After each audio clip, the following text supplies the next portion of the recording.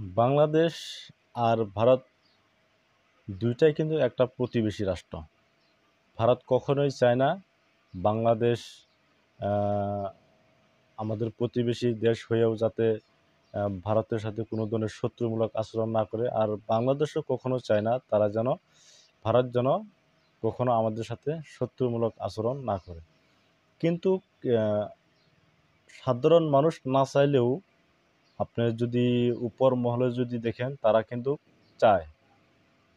যেমন বাংলাদেশের যিনি শেখ হাসিনা, তিনারে কিন্তু ক্ষমতা বসায় রাখছিল ভারতীয় গোয়েন্দা সংস্থা র। ভারত সরকারে কিন্তু তাক বসায় রাখছিল, তিনি কিন্তু নির্বাচনে কিন্তু পাশ করতে পারে নাই। দ্বিতীয়ত হলো এই যে সীমান্ত উত্তেজনা, যখন মাত্র বাংলাদেশ থেকে যখন শেখ হাসিনা যখন বিদায় নিয়ে চলে যায়, যখন পালায় যায়, ঠিক তখনই সীমান্ত উত্তেজনা দেখা দেয় ভারতের সঙ্গে আর বাংলাদেশের সঙ্গে। আপনি এই বিষয়টা আপনি যদি দেখেন, এই যে মিডিয়া, ভারতের যে কলকাতার যে মিডিয়াগুলো আছে, সেই মিডিয়াগুলো কিন্তু যে ধরনের তারা নিউজ পরিবেশন করার দরকার, সেই ধরনের তারা কখনো নিউজ পরিচালনা করে না। এর অন্যতম কারণ হলো সেই মিডিয়াগুলোকে রাখছেই বাংলাদেশটাকে বা পাকিস্তানকে বা মুসলমানদেরকে টার্গেট করে করেই সেই মিডিয়াগুলোকে বানানো হয়েছে।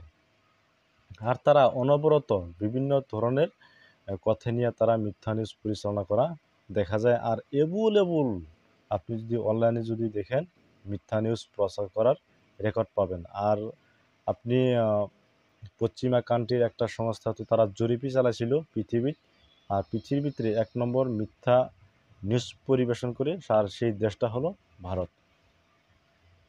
এই যে কিছুদিন মানে গত 2-3 দিন আগে হইল, ডক্টর ইউনূস তিনি কিন্তু চীন সফরে গেছিলেন।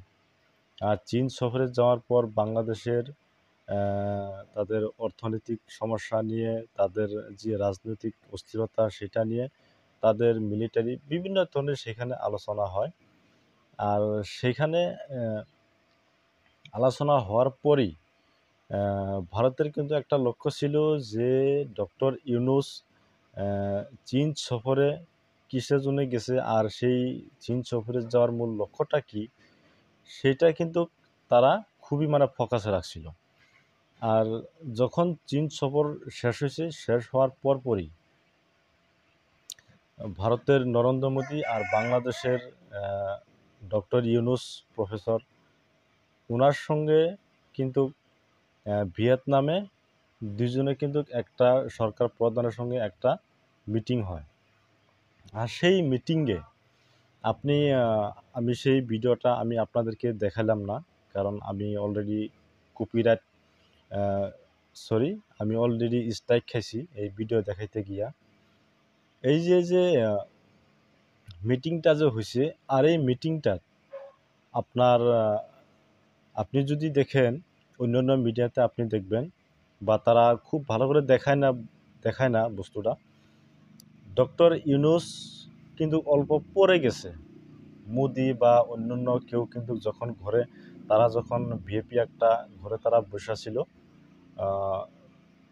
ডক্টর ইউনূসের সাথে তারা সাক্ষাৎ করবে, কিন্তু ডক্টর ইউনূস উনি কিন্তু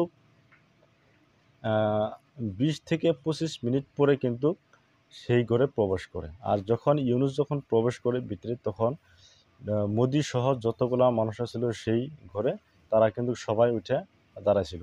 যেমন একজন শিক্ষক যখন একটা ক্লাসরুমে যখন প্রবেশ করে, সম্পূর্ণ ছাত্র কিন্তু সেখানে দাঁড়ায় ছাড় পেয়ে রেসপেক্ট করার জন্য। ঠিক তেমনি যখন ইউনূস ঘরে যখন প্রবেশ করছিল, তখনই সেই রুমটার যতগুলো মানুষ ছিল প্রত্যেকে কিন্তু দাঁড়িয়ে গেছিল। আর এটা কিন্তু খুবই একটা লক্ষণীয় বিষয় আছিল, যে বিষয়টা এরকম লাগছে যে মোদি ওনারা যেন প্রত্যেকেই যেন একটা অপেক্ষায় ছিল, একটা বিশেষ একটা অতিথি আসবেন, আর তাদের সাথে তেনারা সকলে একটা উচ্চ পর্যায়ের একটা সাক্ষাৎ দেখাশোনা করবেন, এমনটাই তাদের মনে আকাঙ্ক্ষা। আর ডক্টর ইউনূস এমন একটা অবস্থা দেখা যাচ্ছে যে উনি যেন পৃথিবীর অন্যতম একজন মানুষ, আর যে মানুষের অপেক্ষায় তারা বসে আছে। খুব একটা লক্ষণীয় বিষয় আসলে। আর সেই ডক্টর ইউনূসের যে কূটনীতিক, উনি যদিও নরম ভাষায় কথা বলে, যদিও শক্ত কোনো কিছু বলে না, কিন্তু ওনার যে কূটনৈতিক যে পন্থা, সেই কূটনৈতিক পন্থাটা কিন্তু খুবই শক্তিশালী। আর সেই শক্তিশালী পন্থাটা উনি কিন্তু অলরেডি মোদিরে দেখায় দিছে। আর সেই সিনগুলা যদি দেখি, সিনগুলা দেখলে বোঝা যায় যে নরেন্দ্র মোদী কত একটা অসহায় হিসেবে উনি সেই ঘরটার মধ্যে বসা।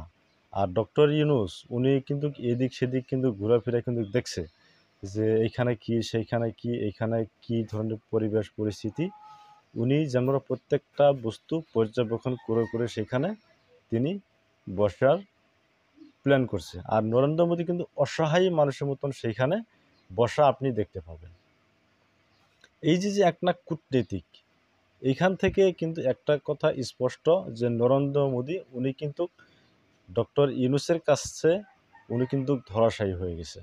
আর আপনি যদি এটা মিডিয়ার জরিয়তে যদি দেখেন, কলকাতার মিডিয়া তো রিপাবলিক বাংলা যে মিডিয়া আছে, ওরা তো ডাইরেক্ট বলতেছে ডক্টর ইউনূসকে তারা বাহিরে প্রায় 23 থেকে 24 মিনিট ডক্টর ইউনূসকে বসায় রাখছিল, তার সাথে অর্থাৎ নরেন্দ্র মোদীর সাথে দেখা করতে দেয় নাই।